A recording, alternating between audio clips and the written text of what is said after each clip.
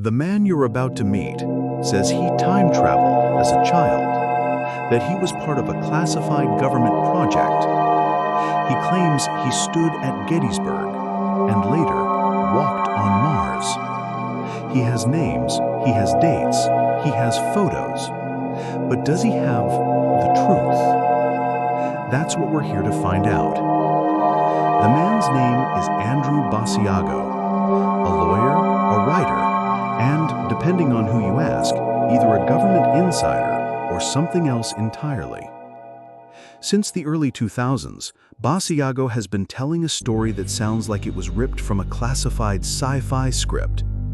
That during the Cold War, the US government secretly developed quantum teleportation and used it to send children across time and space. He says they called it Project Pegasus. And he wasn't just a witness, he was one of them, a child chrononaut. Basiago says he was recruited by DARPA in the late 1960s, that he was trained alongside other gifted kids, that they were sent on missions, not into enemy territory, but into different decades. From Civil War battlefields to distant futures, from underground labs to the red dust of Mars. In his version of history, it started when he was just 6 years old. Andrew says his father, Raymond Basiago, worked as an engineer for Ralph M. Parsons Company, a real defense contractor tied to government infrastructure and classified research.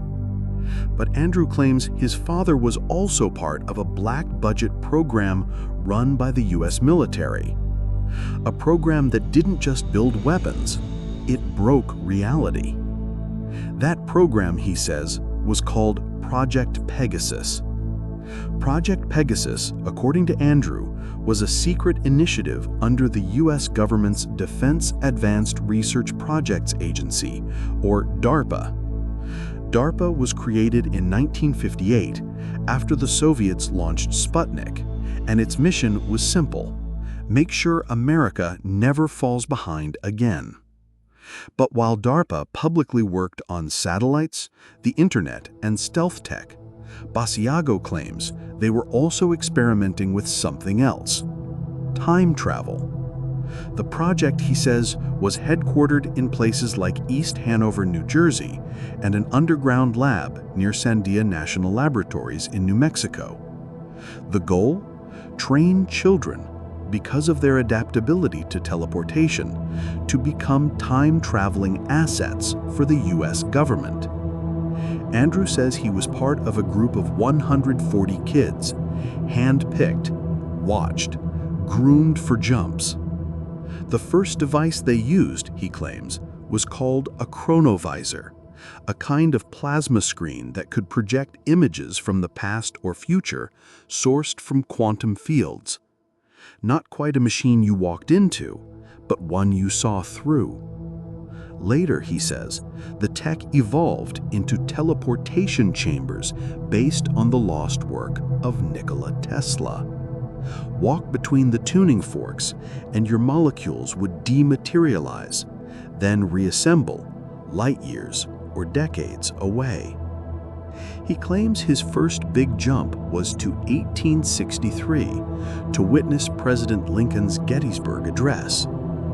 In one account, he says he arrived barefoot in a wool uniform too big for him and blended in with the crowd. He says there's even a photograph, one that shows a strange child standing awkwardly near the speaker's platform, and he swears that child is him. But Gettysburg was just the beginning. Over the next few years, Basiago claims he was sent on dozens of missions to the past, to the future, even to parallel timelines. He says he saw Abraham Lincoln at Ford's Theater. He met George Washington. He visited the US Supreme Court in the year 2045. So what exactly was Project Pegasus? According to Basiago, it wasn't just one experiment. It was a cluster of classified research projects, all focused on space-time manipulation. time travel, teleportation, dimensional travel, even remote viewing. And all of this, he says, was tied to real institutions. The Parsons Company, Sandia Labs, Los Alamos, even a rumored jump room hidden at El Segundo, California, the location of a Lockheed Martin facility. It's worth saying, none of this has ever been proven. No paper trail, no official confirmation, and no one else has come forward. But Basiago's story keeps growing.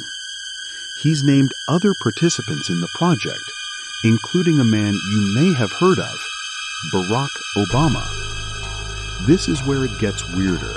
Alleged trips to Mars, encounters with beings, and a strange connection to future presidents. Here's where the story breaks orbit, literally. Andrew Basiago says that Project Pegasus wasn't just about time travel. It was also about planetary access. And starting in the early 1980s, that meant one thing: Mars. According to him, the US government had developed a way to teleport humans to the Red Planet using a device called a jump room. No rockets, no re-entry capsules, just a small room tucked away inside a government facility. You step in and step out on another planet. Quote, "The air was thin. The sky had a butterscotch tint, and the ground, reddish rock, stretching into forever." On one account, he says he walked its surface dozens of times, that there were underground bases, American personnel, and even non-human life forms, though he never described them clearly.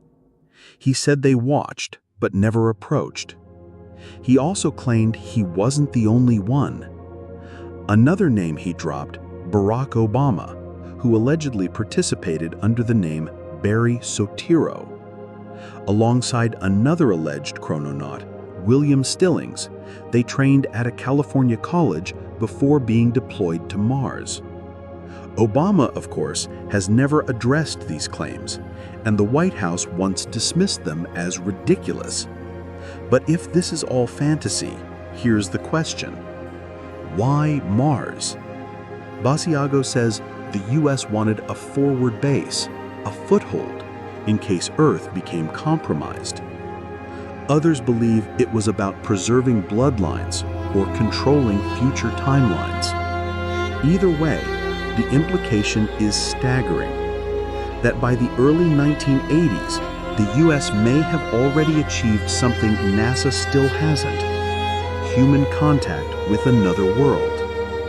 And yet, for all these claims, there's still no hard proof.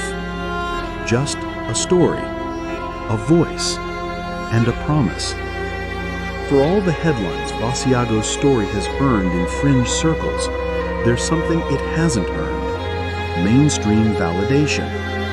No whistleblowers, no leaked memos, no government admission that anything like Project Pegasus ever existed. Experts in physics like Dr. Michio Kaku and Neil deGrasse Tyson have repeatedly said that time travel, especially involving people, remains theoretical at best, impossible at worst. And teleportation? Even with today's quantum tech, we're still only moving subatomic particles, not humans. The idea of teleporting to Mars through a jump room, that's science fiction. And Basiago? Critics say he offers stories, not evidence. No documents, no verifiable photos, just his testimony and a few fuzzy pictures. And as for DARPA, the agency he names repeatedly, it's never acknowledged any program resembling Project Pegasus. And when asked about Basiago's claims, government sources go quiet or laugh them off. But in the shadowy world of conspiracies, a lack of proof isn't always a problem. Sometimes it's the very fuel that keeps the story alive. Which leads to one final question.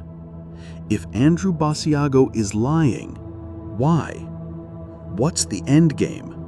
Fame, delusion, or disinformation? The strangest part of Andrew Basiago's story isn't the teleportation, or Mars, or Gettysburg. It's that people still believe him. Some say he's part of a disinformation campaign, a deliberate effort to distract from real, hidden tech. Others think he's sincere, but mistaken, that his memories were shaped by childhood trauma, false memory, or even hypnotic suggestion. A few believe he's just lying. But there's also this. Time travel is a story we never tire of. We want to believe that somewhere in a hidden facility, beneath the desert, under the Pentagon, behind layers of denial, the government cracked the code, bent the laws of nature, opened a door, and stepped through. Andrew Basiago offers a version of that story. It's messy, unverified, ridiculed. And still, people believe him because time travel isn't just science fiction. It's a myth, a hope, a trapdoor we want to exist. Was Project Pegasus real? We may never know.